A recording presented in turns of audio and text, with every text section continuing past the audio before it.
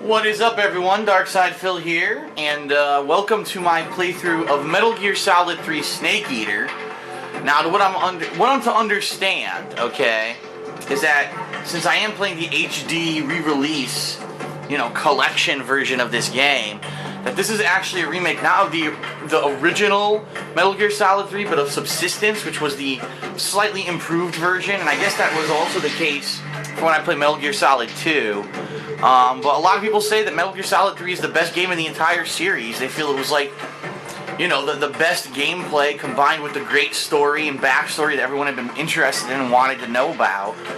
I'm sure it's going to have a convoluted plot, but it's nowhere near as convoluted as Metal Gear Solid 4 is, supposedly. Again, I don't know. I've never played this before. This is my first attempt at this game.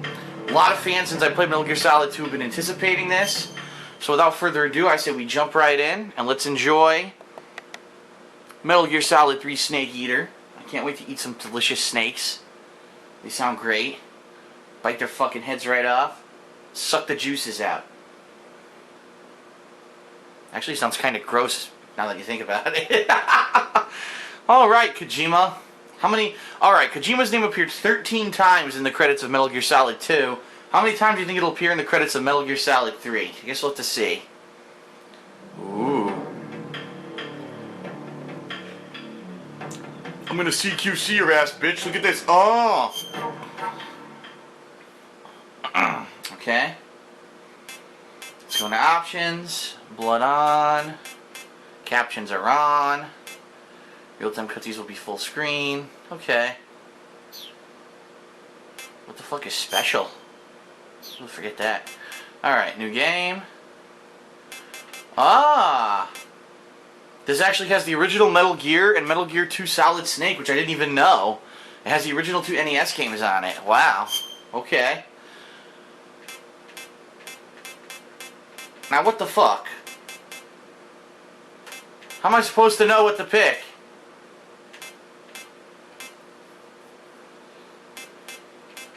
I don't know what these mean. I guess I'll say I like Metal Gear Solid 1, because this is probably easy, normal, hard, and expert. That's my guess. What the fuck? This is lame! Hold on.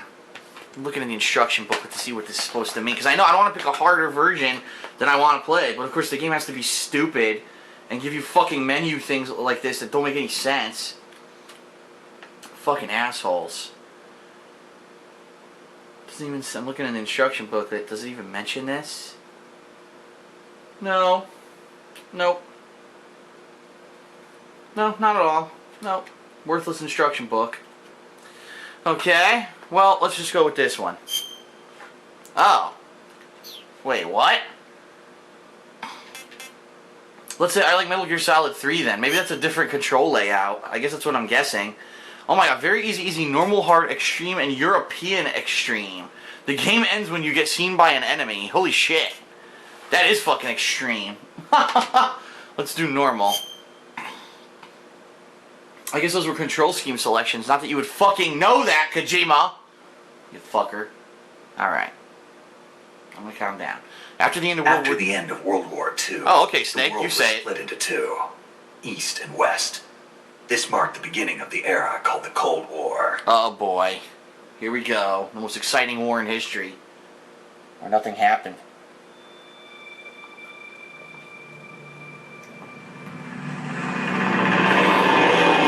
It's kind of loud. Hold on. Oh, there you go. There's Kojima's first plug. We're literally 10 seconds into the game and Kojima got a plug.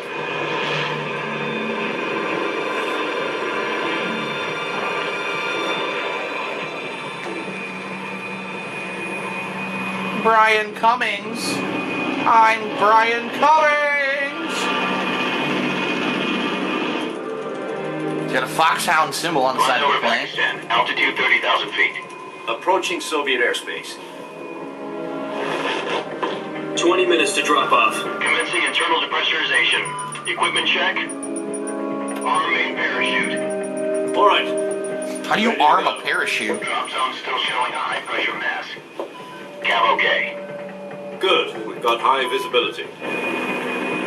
How do you know? You got a fucking cut in your eye. You can't see shit. got high visibility in my one eye.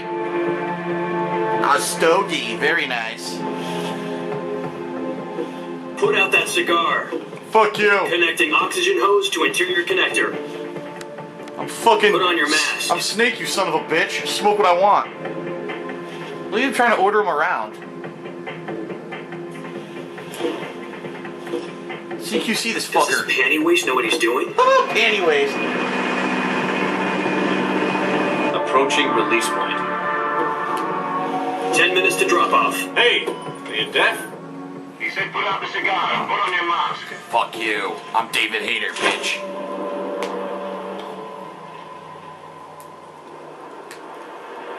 He accidentally hits a gas canister and blows up the plane. Oh well. The end. Depressurization complete. It's Psychomantis. Checking oxygen supply. 6 minutes to drop off. Opening rear hatch.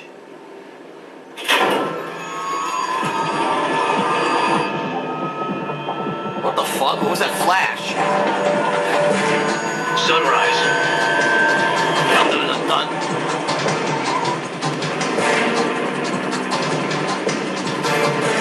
Dun, dun. External temperature minus 46 degrees Celsius. 2 minutes to drop off. Stand up. You'll be falling at 130 miles per hour. Try not to What? get frostbite from the wind chill. Only 130? What a 1 bitch. minute to drop off. Bitch jump. To the rear. I want to go faster. Activate the alarm bottle. This is one of the history books. The world's first Halo jump. Halo jump? Wait a minute. 10 seconds to drop off. Master Stand Chief. by. Copyright infringement lawsuit coming out right now. It's okay. All green. Prepare for drop off. Countdown.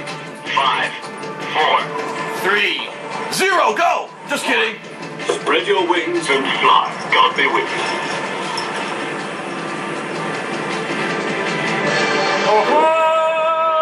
Oh, yes! Hey, where's my partner? I want to go skydiving and have sex in midair like that guy did, then got arrested for it. Oh! The Rocketeer. Oh, look, another plug for Kojima already. Jack, I've got some important news. The head of the CIA has finally given us the green light for the virtuous mission. Virtual mission? No, the virtuous mission. The future of our Fox unit depends on it. No, I only These will be do the officially shitty organized missions. into a unit. Sorry. Virtuous mission. Sounds like some kind of initiation ritual. Now, don't get cocky. This isn't a training arm. Right. So what exactly is this wonderful mission? Well, about 2 years ago, a certain Soviet scientist requested asylum in the West through one of our moles. His name is Nikolai Stepanovich Sokolov.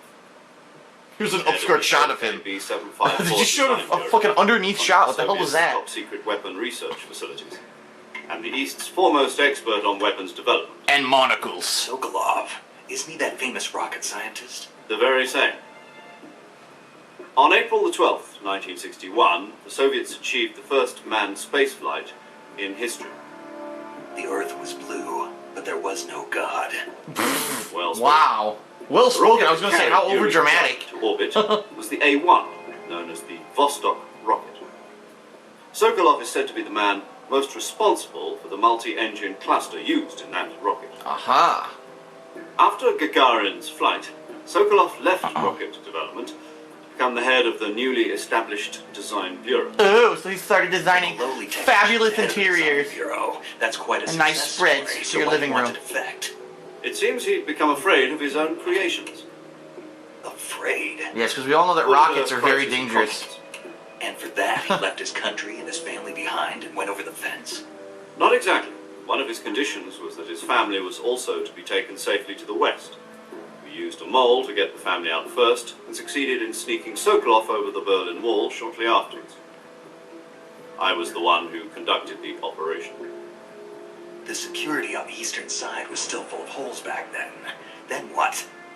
We got Sokolov over in one piece, but the whole ordeal had left him exhausted, and we checked him into a hospital in West Berlin. It took him 2 weeks and more than 600 miles to get from the research facility in the Soviet Union to Berlin. Berlin. No condition to say anything coherent.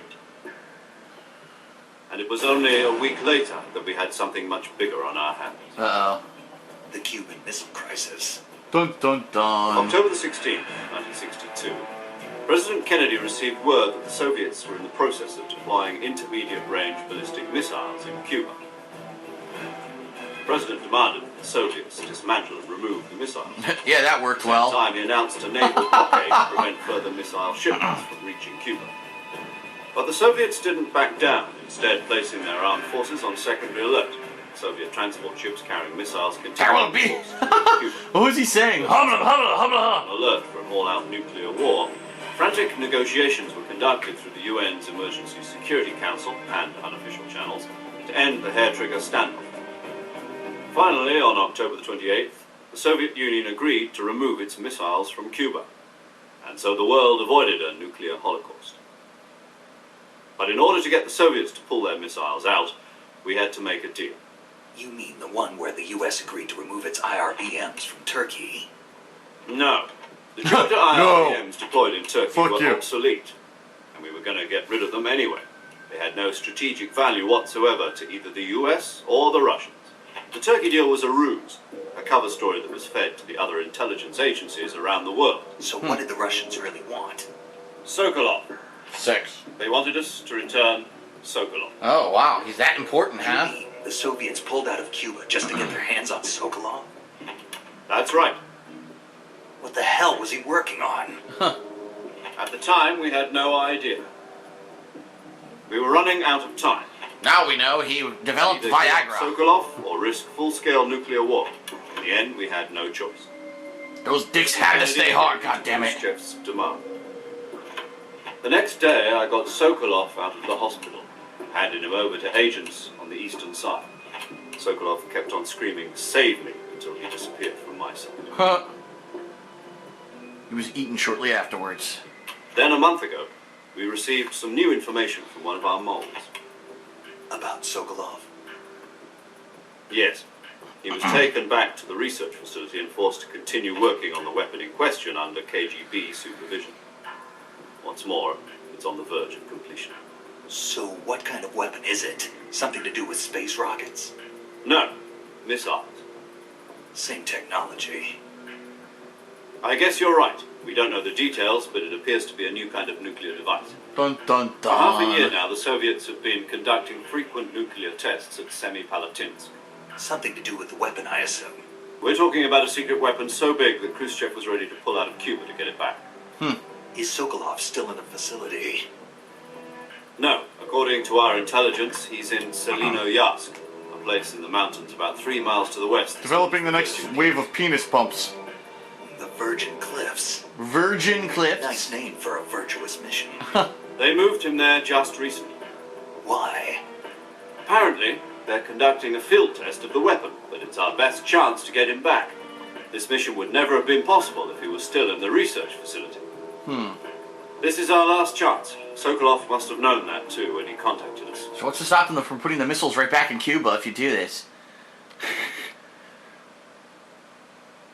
Duh.